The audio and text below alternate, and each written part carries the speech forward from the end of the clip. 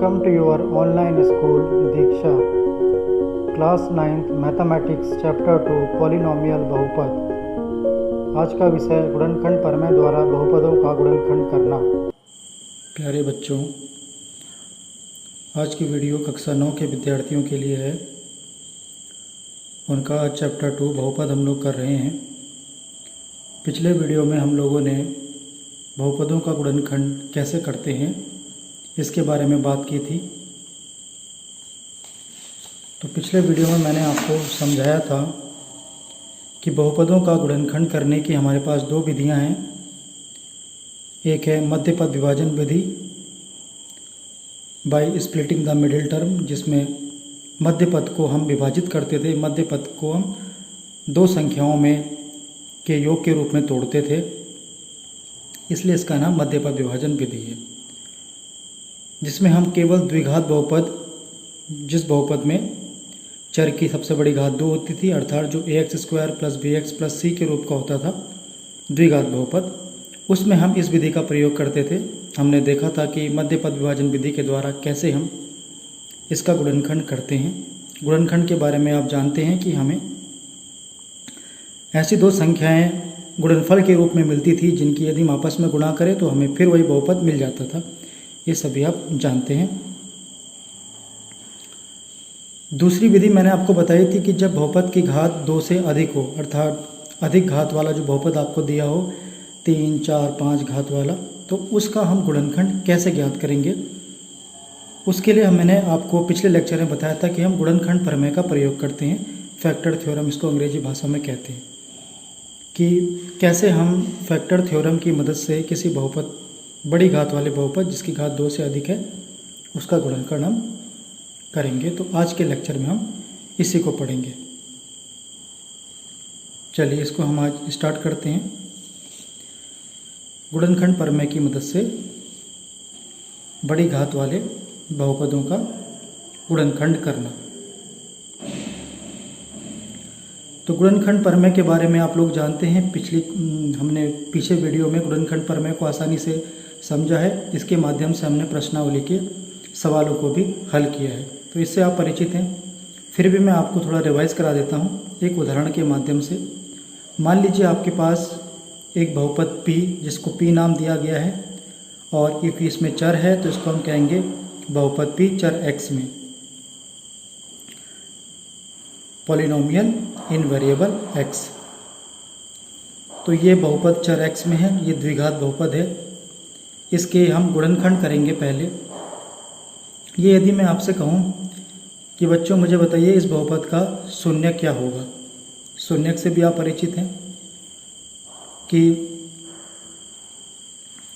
वह मान जिसको x के स्थान पर रखने पर पूरे बहुपद का मान 0 हो जाए, वो इस बहुपद का शून्यक कहलाता है। ये आप जानते हैं।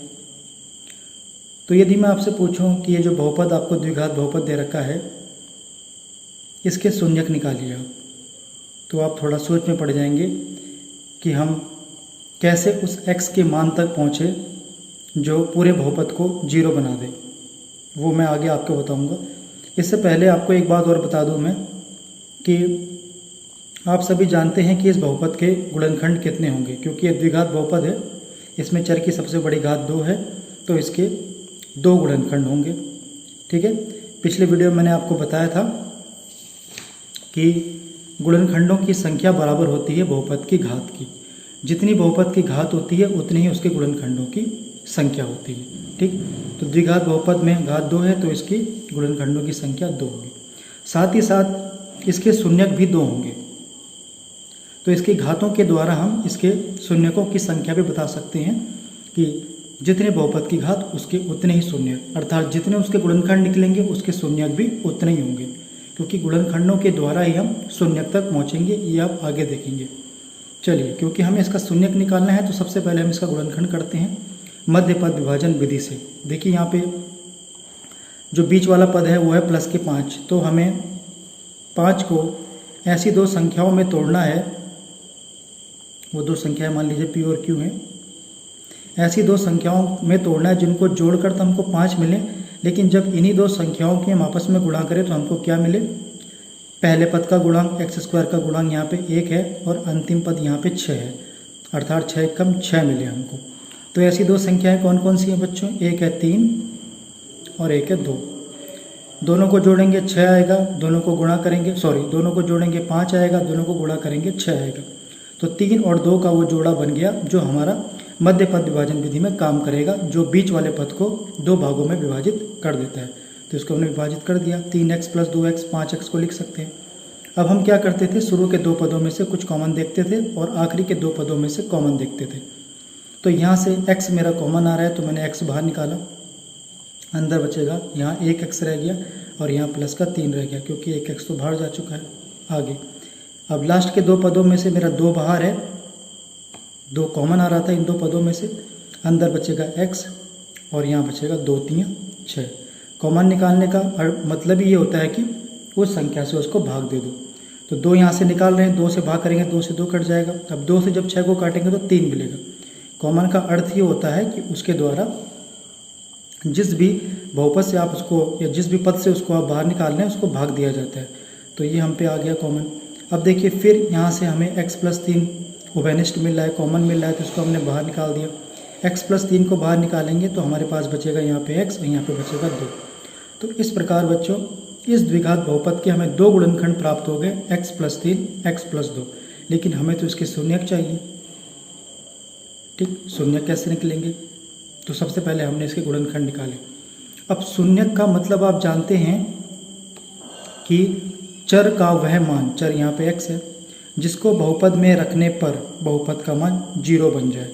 तो हमें कुल मिला के अपने इस बहुपद जो जिसका नाम हमने p रखा है चर x में, हमें इस px को 0 बनाना है। आप स्मॉल p कैपिटल P कुछ भी ले सकते हैं, इसको 0 बनाना है। ये 0 कैसे बनेगा?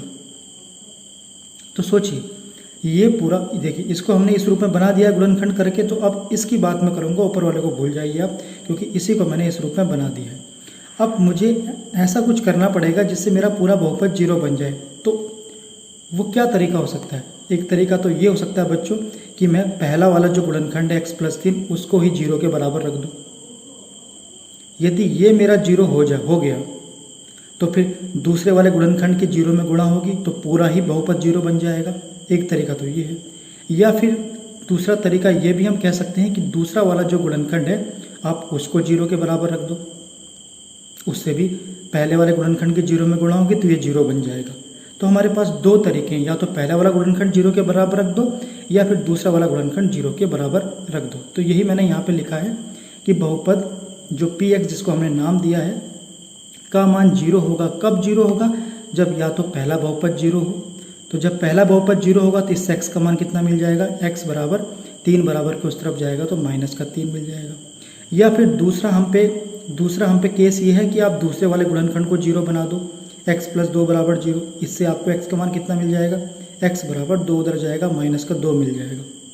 ठीक, तो आपको यहाँ पे x के दो मान प्राप्त हो गए, -3 और -2। अब आप एक काम कीजिए, -3 को बहुपद में रख दीजिए तो देखिए क्या मिलेगा। x की जगह -3 रख रहा हूँ मैं, तो यहाँ पे ये मिलेगा मुझे p - 3 बराबर क्या मिलेगा? -3 का स्क्वायर प्लस 5 गुणा -3 प्लस का 6। तो ये मिल गया 3 का वर्ग 9। ओके, माइनस का भी वर्ग करेंगे, माइनस तो प्लस बन जाएगा, चिन्ह का भी वर्ग होता है प्लस, क्योंकि माइनस की जब माइनस में गुणा करेंगे तो आपको प्लस ही मिलेगा, इसलिए मैंने प्लस का 9 निकाला है। 5 की गुणा 3 में करेंगे तो ये हो जाएगा -15 और लास्ट में आपके पास क्या है? 6। तो देखिए 9 की 6 में जोड़ेंगे 15 और ये -15 आपस में कट गए, क्या मिल गया आपको? 0। तो हमें वही तो निकालना था कि चर का वह मान जिसको रखने पर बहुपद का मान 0 बन जाता है। इसी प्रकार आप x बराबर -2 रखेंगे, वो भी आपको 0 उत्तर देगा। तो हमने ये बात यहाँ पे निकाल दी। अतः -3 और -2 बहुपद के शून्यक हैं, और ये हमने नीचे चेक भी कर लिया। देखिए जब मैंने 2 रखा तो ये यहाँ बहुपद में, तो ये -2 का वर्ग 5 गुणा -2 प्लस का 6, 2 का वर्ग 4, माइनस प्लस हो जाएगा, 5 दूनी 10, ये 6 और 4 10 से 10 कट गया 0। इसी प्रकार 3 को रख के भी मुझे क्या मिल गया? बहुपद का मान 0। अर्थात -3 और -2 इस द्विघात बहुपद के शून्यक हैं। तो देखिए गुणनखंडों के माध्यम से हम इसके शून्यक तक पहुंच गए। ठीक, तो कभी भी आपको द्विघात बहुपद का शून्यक पूछे तो आप ये वाला मेथड लगा सकते हैं। पहले गुणनखंड निकालिए और फिर गुणनखंडों को दोनों को 0 के बराबर रख दीजिए, क्योंकि हमें तो बहुपद का मान 0 बनाना है ना, और उससे आपको x के वो मान प्राप्त हो जाएंगे जिसको बहुपद में रखने पर पूरा बहुपद 0 बन जाता है, अर्थात बहुपद के शून्यक आपको मिल जाएंगे। लेकिन ये सब समझाने का क्या मतलब है, क्या उद्देश्य है, ये हम आगे जानेंगे। ठीक, तो यहाँ तक हम पहुँच गए हैं कि ये दोनों इसके शून्यक हैं। अब देखिए ये चीज़ क्या है, यहाँ पे यहीं पे आपको गुणनखंड प्रमेय समझनी पड़ेगी कि गुणनखंड प्रमेय आपको क्या कहती है। आपको ध्यान होगा गुणनखंड प्रमेय में, देखिए x + 3 इस बहुपद का एक गुणनखंड है। इसी प्रकार x + 2 भी इस बहुपद का एक गुणनखंड है। तो यहाँ से हमको क्या मिल गया, x बराबर -3, यहाँ से मिल गया x बराबर -2। ठीक, और इन पर हमने बहुपद का मान चेक किया तो हमको 0 मिल रहा है। तो गुणनखंड प्रमेय भी तो बच्चों हमको यही कहती है। क्या कहती थी गुणनखंड प्रमेय? ये है वो गुणनखंड प्रमेय। देखिए, यदि x - a बहुपद किसी बहुपद px का एक गुणनखंड है तो इस बहुपद का जो शून्यक होगा अर्थात a, उस पर बहुपद का मान 0 होगा। ठीक, और इसी का विलोम क्या कहता था, इसी का उल्टा ये था कि यदि किसी भी संख्या को बहुपद में रख दीजिए, a यहाँ पे कोई वास्तविक संख्या है, जिस संख्या को आप बहुपद में रख रहे हैं यदि बहुपद का मान 0 बन जाता है तो इसका मतलब ये है कि x - a बहुपद का एक गुणनखंड हो जाएगा। ये x मैंने इसलिए लिया है क्योंकि मेरा बहुपद में चर x है। तो यहाँ भी तो मैंने यही किया है, ये गुणनखंड प्रमेय से मैंने ये किया है। आप ध्यान से देखिए कि मुझे बहुपद में p बराबर -2 रखने पर बहुपद का मान मुझे 0 मिल रहा था। तो मैं क्या कह सकता हूँ कि x + k2 जो है वो बहुपद का एक गुणनखंड होगा।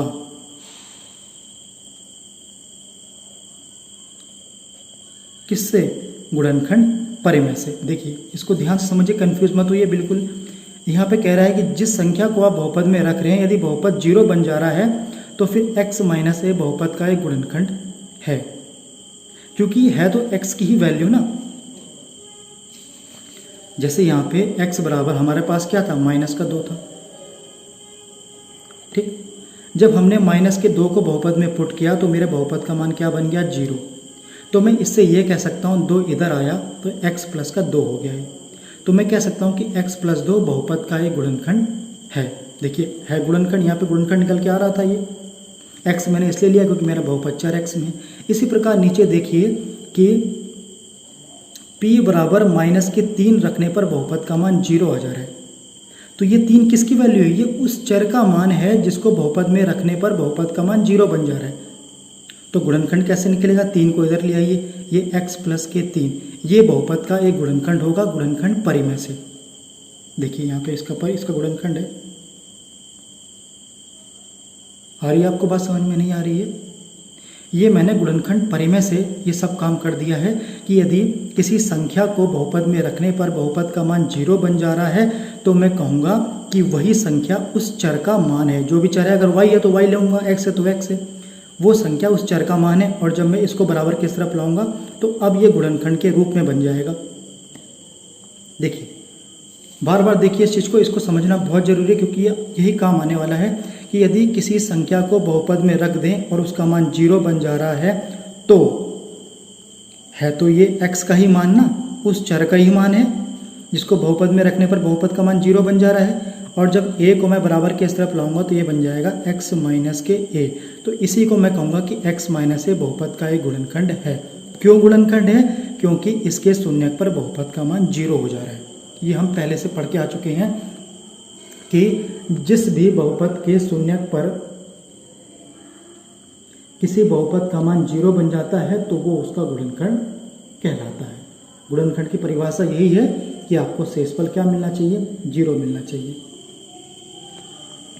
तो मैं उम्मीद करता हूँ कि आपको ये बात समझ में आ गई होगी कि ये गुणनखंड प्रमेय का इसमें हम प्रयोग क्यों कर रहे हैं, कैसे कर रहे हैं।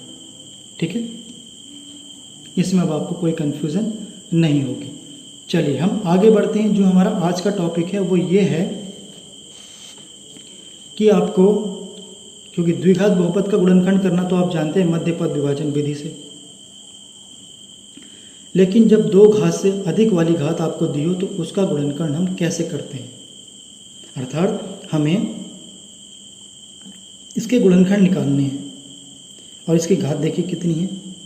इस बहुपद में चर की सबसे बड़ी घात कितनी है, ये 3 है, तो बहुपद की घात भी कितनी हो गई, 3 हो गई।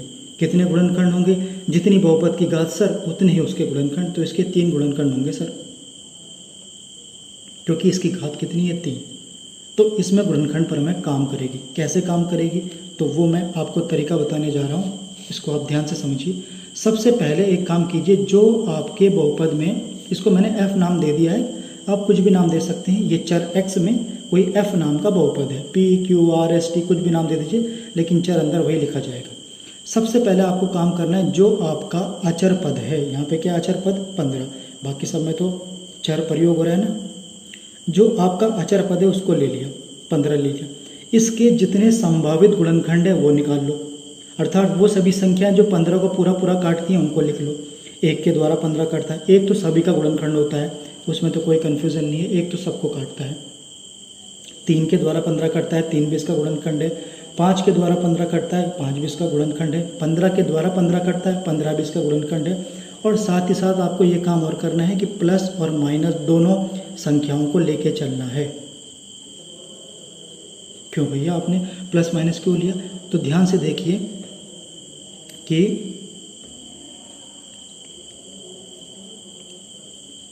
प्लस के 5 गुणा प्लस के 3 ये भी आपको 15 देते हैं, और माइनस के 5 गुणा माइनस के 3 ये भी आपको 15 देते हैं।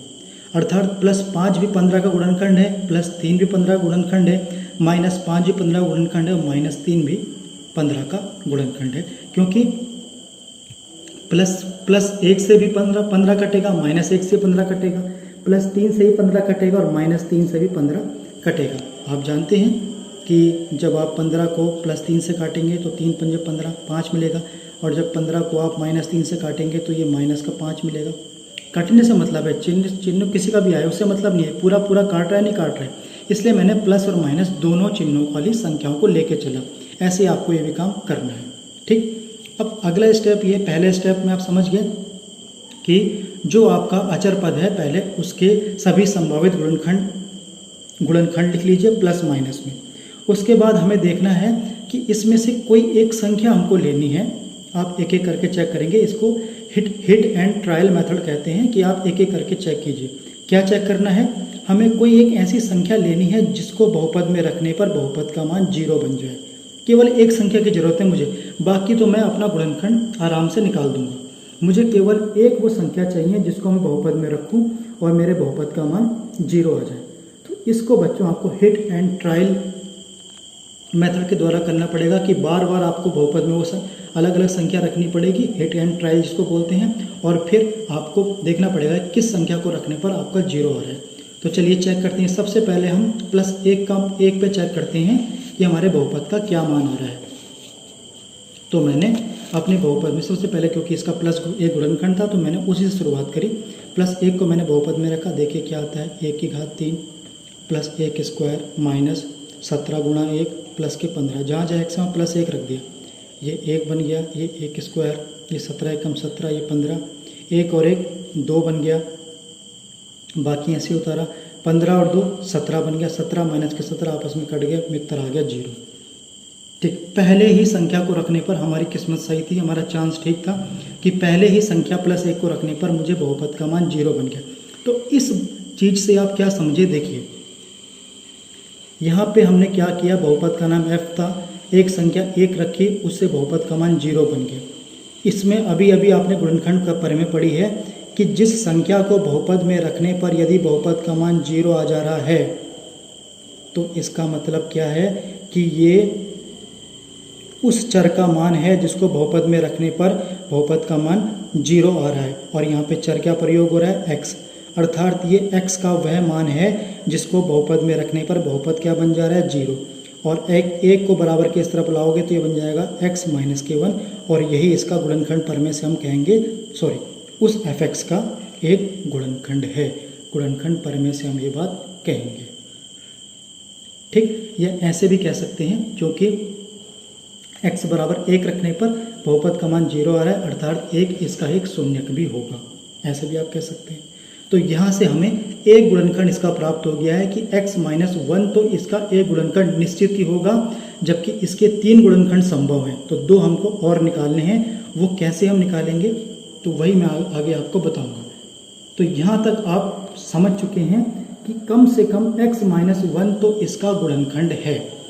अब x माइनस 1 इसका गुणनखंड है, इसका अर्थ क्या है कि जब हम fx को x माइनस के 1 से भाग करेंगे तो बच्चों शेषफल कितना आएगा, जल्दी बताइए कितना आएगा शेषफल। सर 0 आएगा शेषफल। क्यों? क्योंकि x माइनस 1 इसका एक गुणनखंड हमने निकाल दिया गुणनखंड परिमेय से, शेषफल 0 आएगा। तो चलिए हम देख लेते हैं। तो आप यहाँ पे ये बात लिखेंगे, चूंकि जो बहुपद था f उसमें 1 को रख के उसका मान 0 आ रहा है, इसलिए गुणनखंड परमेय के अनुसार x माइनस k1 बहुपद fx का एक गुणनखंड है। यहाँ पे बिल्कुल कंफ्यूज मत हुई, ये मैंने x माइनस 1 कहाँ से कर दिया, ये बच्चों मैंने गुणनखंड परमेय से ऐसा किया है। ठीक, नीचे वाला जो इसका कथन था उसके द्वारा मैंने इसको गुणनखंड लिखा है। अब आप आगे भी समझ गए होंगे, मैंने आपको डिटेल से बता दिया है कि x माइनस 1 इसका एक गुणनखंड क्यों है। ठीक, तो मैंने आपको बताया कि x माइनस 1 इसका एक गुणनखंड है। इसका मतलब है कि जब fx को जो बहुपद है उसको x माइनस 1 से भाग करेंगे तो शेषफल कितना आएगा, 0। चलिए देख लेते हैं। और भाग देना तो आपने सीख रखा है, पिछले वीडियो में लंबी विभाजन विधि के द्वारा हम भाग करके देखते हैं। तो देखिए x माइनस 1 जो इसका गुणनखंड था उसी के द्वारा हमें इसको भाग देना है, तो ये बन जाएगा भाजक और अंदर जो बहुपद है वो बन जाएगा बच्चों आपका क्या, भाज्य। चलिए हम लंबी विभाजन विधि के द्वारा भाग करते हैं। क्या करते थे, सबसे पहले भागफल का पहला पद कैसे निकालते थे, भाज्य का जो पहला पद है उसको भाजक के पहले पद से भाग करते थे। तो देखिए ये है आपका भाज्य का पहला पद x की घात 3 और भाजक का पहला पद x है। जब इससे काटेंगे आप तो यहाँ पे मिलेगा आपको x स्क्वायर, क्योंकि ऊपर तो 3 है ना, 3x है और नीचे केवल 1x है। 1x से 1x कट गया, बचेगा x स्क्वायर और ये आपका क्या है, यही आपका भागफल का पहला पद है। फिर क्या करते थे हम, जो भागफल का पहला पद है उसकी गुणा पूरे के पूरे भाजक से कर देते थे। लंबी विभाजन विधि सीख रखी है आपने। तो देखिए x स्क्वायर की गुणा x में होगी, x की घात 3 बनेगा। x क्योंकि पूरे भाजक से करनी है, ये नहीं केवल पहले पहले पद से कर दो। x स्क्वायर की गुणा 1 में करेंगे तो ये माइनस का x स्क्वायर बचेगा। ये चिन्ह को लेके चलना है हमको, इसका विशेष ध्यान रखना है, माइनस का x स्क्वायर। अब क्या करते थे, अपने भाज्य में से जो गुणनफल आया है, जिसको गुणा करके जो उत्तर आया उसको घटा देते थे। तो घटाने का मतलब क्या है, यहाँ पे माइनस चिन्ह लग जाएगा। माइनस चिन्ह लगने का मतलब क्या है कि माइनस की भी अंदर गुणा होगी। तो ये चीज़ बन गया बच्चों अब माइनस का, और माइनस माइनस ये बन गया आपका प्लस का। ठीक है, समान पद के नीचे समान पद लिखना है। x की घात 3 के नीचे x की घात 3, x स्क्वायर के नीचे x स्क्वायर। अब देखिए ऊपर प्लस का x की घात 3, नीचे माइनस का x की घात 3, आपस में क्या हो गए, कट गए। ये प्लस का x स्क्वायर, ये भी प्लस का x स्क्वायर। कुछ बच्चे इसको ऐसे काट देंगे, नहीं बच्चों, ये प्लस का x स्क्वायर है और नीचे ये अब प्लस का बन चुका है। तो x स्क्वायर को जब x स्क्वायर में जोड़ेंगे तो कितने x स्क्वायर हैं, सर 2x स्क्वायर है। तो इसको आप लिखोगे 2x स्क्वायर और बाकी जो बचा है उसको उतार दीजिए। माइनस का 17x बचा, इसको उतार दिया और ये 15 बचा, इसको मैंने यहाँ पे उतार दिया। ठीक, अब मुझे क्या निकालना है, अपने भागफल का अगला पद। कैसे निकलेगा, अब ये बन चुका है नया भाज्य। ठीक, ये हमें कब तक करना है, जब तक कि जो आपको ये शेषफल मिला, अभी तो ये शेषफल मिला है ना, जब तक कि शेषफल की घात हमारे भाजक की घात से कम ना आ जाए। अभी देखिए शेषफल की घात कितनी है, 2, और भाजक की घात कितनी है, 1। x की घात तो यहाँ पे 1 है ना। तो अभी भी ये लंबी विभाजन प्रक्रिया चलती रहेगी। फिर ये नया भाज्य बन गया। इसका पहला पद देखिए क्या है, सर 2x स्क्वायर, और भाजक का पहला पद सर x है। तो इससे ये काटेंगे आप तो आपको 2x मिलेगा। ये 2x क्या है, ये भागफल का दूसरा पद। काय का मिला, प्लस का। तो यहाँ पे चुपचाप लिख दीजिए प्लस का 2x। फिर वही प्रक्रिया, भागफल के दूसरे पद की गुणा अपने भाजक से कर देनी है। तो 2x की गुणा बच्चों अब पूरे भाजक x माइनस के 1 से होगी। तो देखिए क्या आएगा, ये 2x की गुणा x में होगी 2x स्क्वायर आएगा सर, 2x की गुणा 1 में होगी माइनस का 2x आएगा सर। फिर क्या करते थे, इनको आपस में घटाते थे, घटा दीजिए, ये माइनस का बन गया, ये प्लस का बन गया, माइनस माइनस प्लस। अब देखिए प्लस 2x स्क्वायर माइनस का 2x स्क्वायर आपस में कट गए, माइनस का 17x प्लस का 2x बन चुका है, घटा के कितना आएगा माइनस का 15x आएगा। इसकी आपको बार बार प्रैक्टिस करनी है बच्चों, ये एकदम से नहीं आता है कि आपने केवल समझा और आ गया। इस विभाजन विधि की बार बार प्रैक्टिस करनी पड़ती है, तब जाके प्लस माइनस की गलती आपसे नहीं होती है। चलिए आगे उतारिए, 15 उतार दिया, ठीक है। अभी भी देखिए इसकी घात 1 है, भाजक की घात भी 1 है, अभी फिर ये विभाजित हो जाएगा। अब ये नया भाज्य आपको मिल गया, इसका पहला पद कितना है माइनस का 15x, चिन्ह को लेके चलना है। और हमारे भाज्य का पहला पद कितना है सर x है, ये तो वो तो वही रहेगा सेम, वो नहीं बदलेगा। x से x कटा, आपको क्या मिल गया माइनस का 15। ये माइनस का 15 क्या है आपका भागफल का तीसरा पद, इसको यहाँ पे लिख दीजिए आप माइनस का 15।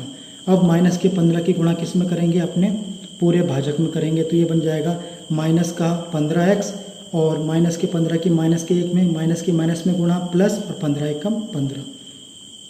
फिर इनको घटाते थे तो ये बन जाएगा आपका प्लस का और ये बन जाएगा आपका माइनस का। माइनस का 15x प्लस का 15x कट गया, प्लस का 15 अब ये माइनस का बन चुका है, कट गया, उत्तर कितना आ गया 0।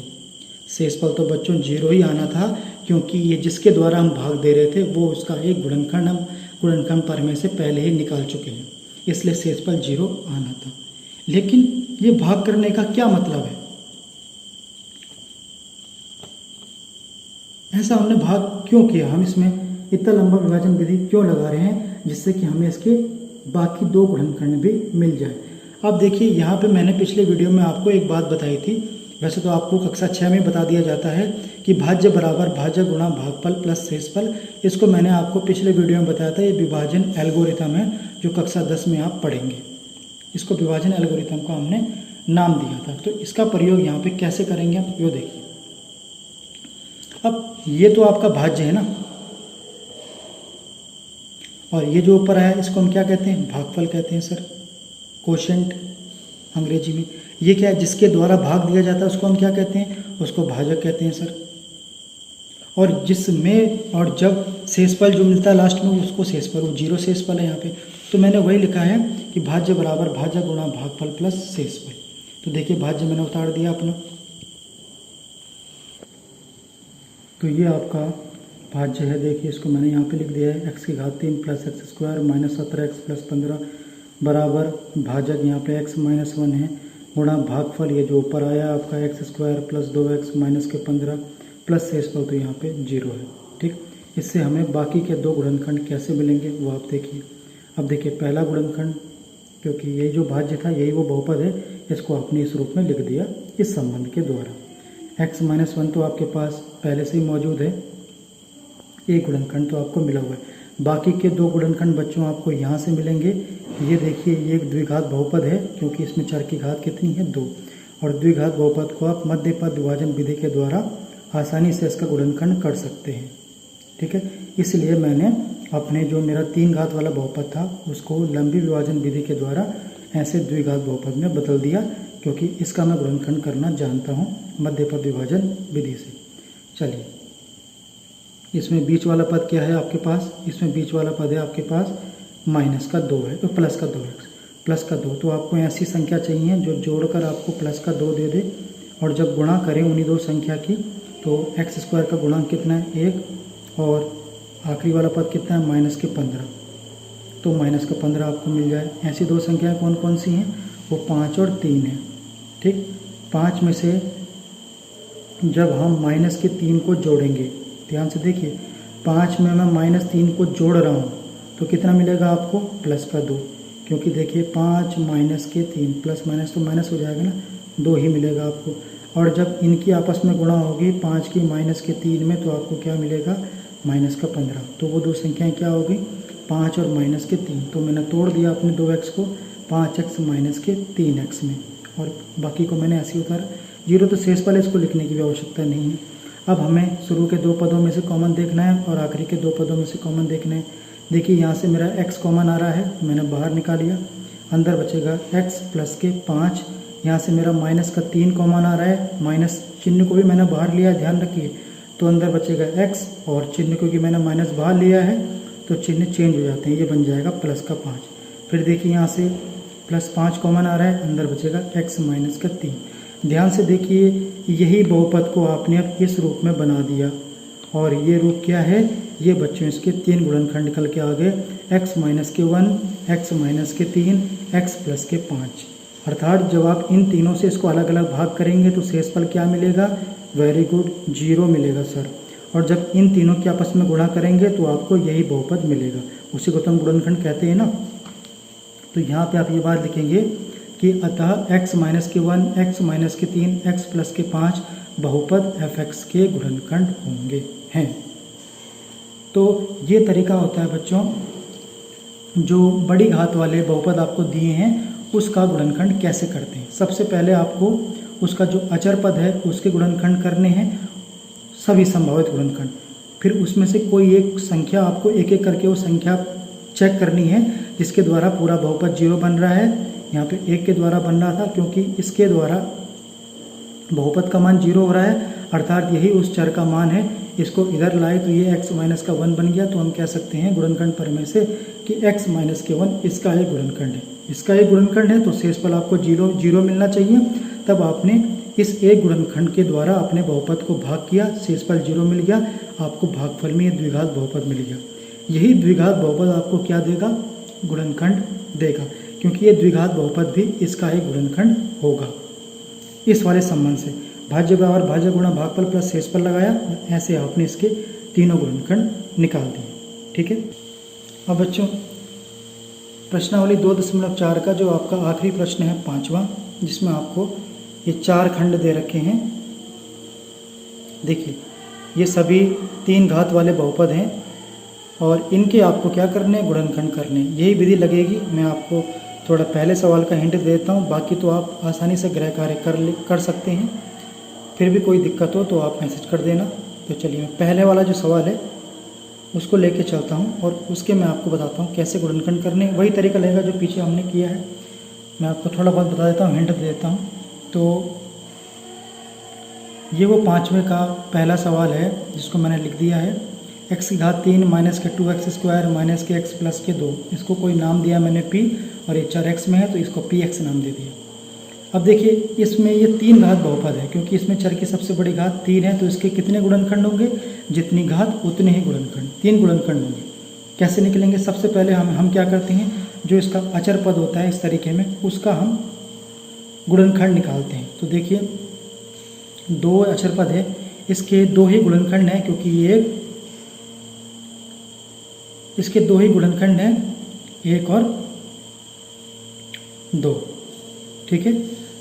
तो देखिए बच्चों प्लस माइनस दोनों लेना है हमको, या तो ये 1 प्लस 1 से कटेगा, माइनस 1 से कटेगा, प्लस 2 से कटेगा और माइनस 2 से कटेगा। इसके अलावा तो ऐसी कोई संख्या नहीं है जो 2 को काट देती है। तो ये हमने इसके 2 गुणनखंड लिख लिए। अब हमें एक एक करके मान चेक करना है। सबसे पहले हम p बराबर यहाँ पे प्लस 1 रख के मान चेक करेंगे, देखते हैं क्या आता है। तो जहाँ जहाँ x है वहाँ मैंने प्लस का 1 रख दिया। 1 की घात 3 माइनस 2 गुणा 1 स्क्वायर माइनस का 1 प्लस का 2, ये आएगा 1, 2 की 1 में गुणा माइनस 2, ये माइनस का 1 प्लस का 2, प्लस 2 से माइनस 2 गया, माइनस 1 से प्लस 1 कट गया, उत्तर कितना मिल गया आपको, 0। तो आप कह सकते हैं कि p बहुपद में चर का मान 1 रखा तो हमको 0 मिल गया, अर्थात ये उस चर का मान है। चर यहाँ पे x है, जिसको बहुपद में रखने पर बहुपद का मान 0 बन गया। तो गुणनखंड प्रमेय से हम कह सकते हैं कि x माइनस के 1 बहुपद का एक गुणनखंड होगा है। ठीक, क्योंकि ये इसका गुणनखंड है तो इसको बहुपद में भाग देने पर शेषफल क्या आएगा आपके पास, 0 आएगा। तो आप लंबी विभाजन विधि लगाना, यहाँ पे अपना भागफल निकाल देना, शेषफल आपको 0 ही मिलेगा क्योंकि ये इसका एक गुणनखंड है। और फिर आप भाज्य बराबर भाज्य गुणा भागफल प्लस शेषफल वाली, जिसको विभाजन एल्गोरिथम कहते हैं, वो विधि लगाना, और उससे जो आपको भागफल प्राप्त होगा उसके द्वारा बाकी के 2 गुणनखंड भी आपको मिल जाएंगे। जैसे आपने पिछले वीडियो में किया है वैसे इसमें करना है। मैं उम्मीद करता हूँ कि आप इसको पूरा कर लेंगे। तो ये आज आपके लिए गृह कार्य है। प्रश्नावली 2.4 का 5वां प्रश्न, 4 पार्ट है इसमें, इसकी फ़ोटो मैं आपको ग्रुप में भेज दूंगा, तो ये आपके लिए गृह कार्य है। तो मैं उम्मीद करता हूँ बच्चों कि आपको आज का वीडियो समझ में आया होगा कि किस प्रकार हम गुणनखंड परिमेय के माध्यम से बड़ी से बड़ी घात वाले बहुपदों का भी गुणनखंड कर सकते हैं। यही मेथड मैं आपको कक्षा 10 में बताऊंगा, इसलिए यदि इसमें कोई डाउट यदि आपके पास रह जाए तो आप मुझे मैसेज कर देना, कोई प्रॉब्लम हो, क्योंकि यही चीज़ हमें फिर कक्षा 10 में दोहरानी है और यहाँ से प्रश्न जरूर बनता है। इस बार की बोर्ड परीक्षा में भी बना था और हर बार बोर्ड परीक्षा में यहाँ से सवाल आता है। तो इसको आपको बड़े विशेष और बड़े ध्यान से समझना है कि हमने कैसे बड़ी घात वाले बहुपदों का हम गुणनखंड निकाल सकते हैं। ठीक है, तो मैं आज का वीडियो आपकी समझ में आ गया होगा, ऐसी मैं आशा करता हूँ। आज के लिए बच्चों इतना ही। Thank you very much.